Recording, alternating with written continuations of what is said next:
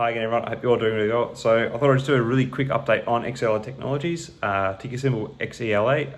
As I said, I've made a bit of a Hail Mary play on this where I've put about $3,000 into the stock expecting the potential of a huge return if a couple of catalysts play out in the stock. Now, chief amongst them is that they are able to stay listed on the NASDAQ and that they are able to successfully partially float XBP Europe.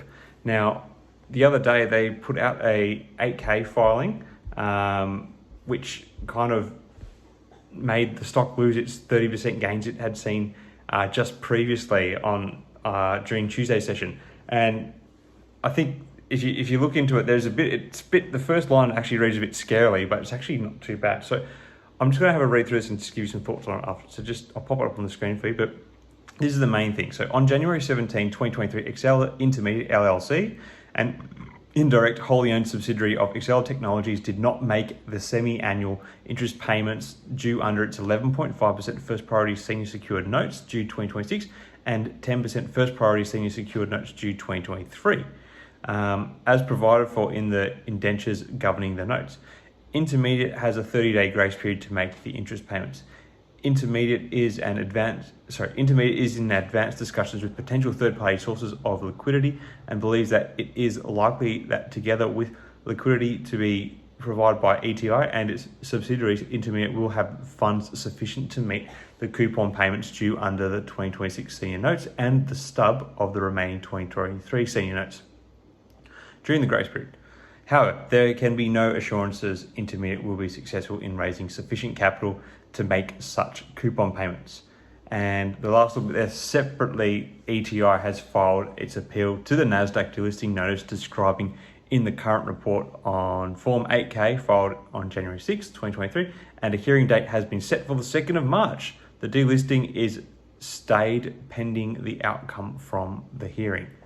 So, a little bit there. So I think the missing of the interest payments to their senior notes has spooked the stock, and as well as we've had sort of like a souring sentiment in this market too, which has kind of led to the stock basically getting back all that it had gained in its 30% rally.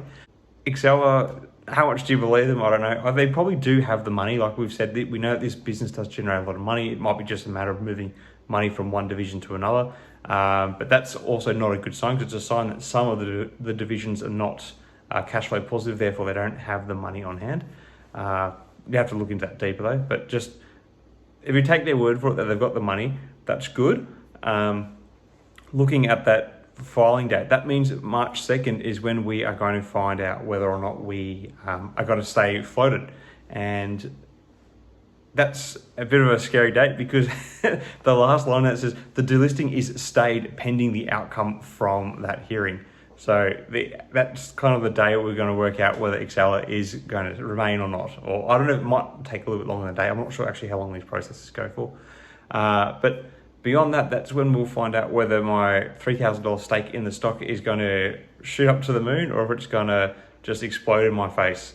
So yeah, just a little bit of an update on the company. Like I said the other day when they had the 30% rally, that wasn't the rally I'm looking for. What I'm expecting would be much bigger than that, even though that 30% was kind of a nice surprise just after I bought the stock.